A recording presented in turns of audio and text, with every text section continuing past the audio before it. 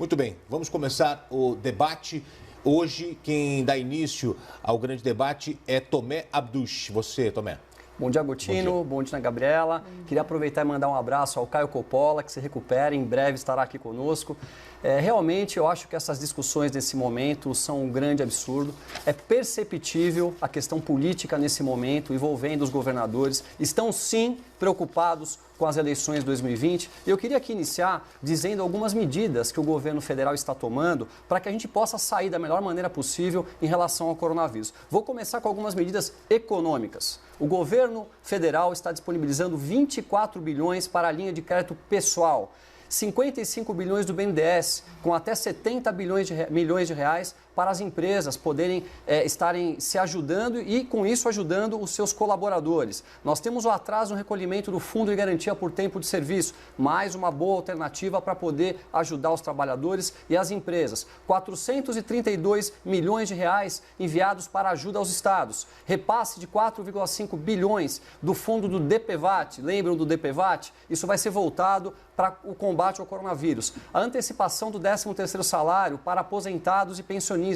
Antecipação do abono salarial para junho. Isso vai injetar na nossa economia pelo menos 12,8 bilhões. Nós temos a inclusão, que de extrema importância e de muita nobreza para poder ajudar as pessoas mais simples desse país, de mais de 1 milhão de pessoas de forma imediata no Bolsa Família. É a preocupação com as pessoas mais pobres. Auxílio de 15 bilhões de reais para os trabalhadores informais, para essas pessoas que não têm um trabalho fixo, ambulantes, pessoas que vendem coisas nas ruas. Auxílio de 5 bilhões de reais para as pequenas e médias empresas. E também a facilitação da renegociação de crédito, fora outras inúmeras ajudas. O governo está sendo extremamente criterioso, com o pé no chão, tomando as atitudes corretas, principalmente com os seus ministros. Então, eu acho que esse momento, esses ataques vindo dos governadores, ele é totalmente necessário e o viés é político, sim.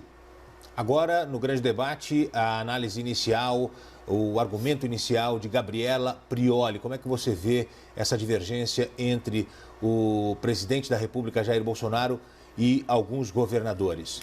Bom dia, Gotino. Bom dia, Tomé. Gotino, vou me permitir ficar um pouquinho mais restrita ao tema para a gente analisar esse conflito que parece existir entre os existe entre os governadores dos estados e o presidente da República.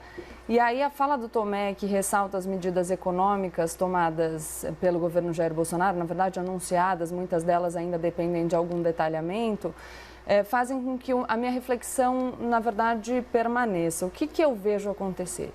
A gente sabe que para lidar com o coronavírus em relação à saúde das pessoas, a única coisa possível de fazer é propor uma política de isolamento para que a gente consiga achatar a curva de disseminação. Então, o que se sabe é que a gente vai ter que fazer com que todas as pessoas peguem o vírus e que se tornem imunes a partir daí. É o que o próprio presidente da República diz. A gente não tem vacina, a gente, por enquanto, não tem medicamento.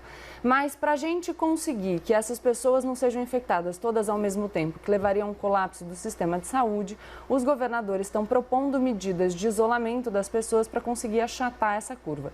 Essas medidas de isolamento evitariam, portanto, esse caos na saúde, mas, consequentemente, elas têm um impacto na economia, porque a economia para de girar. O que parece ser a preocupação do presidente da República é sempre o aspecto econômico.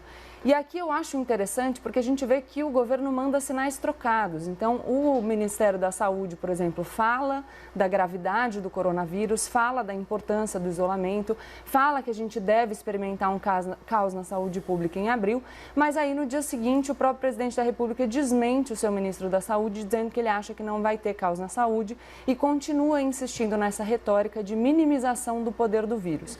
O que me parece é que com essa política de sinais trocados, o Jair Bolsonaro mantém a retórica dele no sentido de que o vírus tem uma importância menor.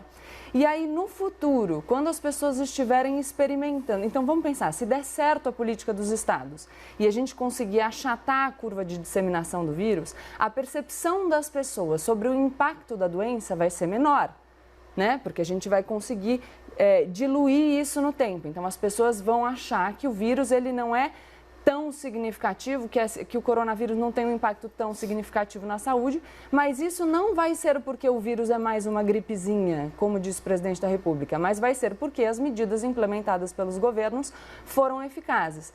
Só que ao manter essa retórica de minimização do poder do vírus, no futuro, quando as pessoas estiverem experimentando as consequências econômicas dessa crise que a gente vai enfrentar, o governo Jair Bolsonaro vai poder jogar a responsabilidade para os governadores dos estados, repetindo a retórica que ele adotou até aqui, no sentido de que eles estão aplicando um remédio em demasia e que, portanto, estão provocando um dano maior do que o vírus causaria sozinho se as medidas não fossem implementadas. Então, me parece uma postura que permite a ele se eximir de responsabilidade no futuro, porque, claro, liderança pressupõe responsabilidade. Aí, a partir do momento que ele não lidera, ele se exime da responsabilidade e consegue transferir para as outras pessoas, o que é uma conduta sistemática por parte do presidente da República. A gente vê aí um governo que joga muito a culpa no Congresso, joga muito a culpa na mídia, enfim, fica jogando a culpa em outros atores para eximir de responsabilidade o próprio chefe do Poder Executivo. Ok, esse é o argumento inicial, mas eu já volto a pergunta para você, Gabriela. Não é papel do presidente ter uma visão mais ampla sobre um problema real? Ele pensa além da saúde, ele pensa também na área econômica e em outros setores? Então, Gotino, eu acho que é o papel do presidente ter uma visão mais ampla, mas quando você diz mais ampla, ela pressupõe não ignorar o problema da saúde. Então, se a gente tivesse o governo agindo de forma consistente em relação aos problemas que serão enfrentados pela saúde e aos problemas que serão enfrentados na área econômica, eu não teria uma crítica a fazer, mas o que a gente vê é exatamente o inverso. São sinais trocados. Então, o Ministério da Saúde tem entrevista do ministro Mandetta falando, nós vamos experimentar o colapso do sistema público de saúde num dia, no dia seguinte o presidente da República desmente essa fala. O ministro da Saúde insiste em falar sobre a gravidade do vírus e o presidente da República insiste em dizer que não é tão grave assim. A gente acabou de ouvir a fala dele, ele diz o seguinte, que o pânico é mais grave que o vírus. Então, o que eu percebo eu acho que é uma estratégia, não sei se é uma estratégia consciente, enfim, mas eu percebo que no futuro será possível dizer para as pessoas, se a política dos governadores for bem sucedida, as pessoas vão perceber menos o impacto do coronavírus. E aqui, enfim, torcendo muito para isso acontecer. Só que elas vão sentir o impacto econômico, porque a gente já tem projeções que variam de menos 0,7% a menos 4,4%.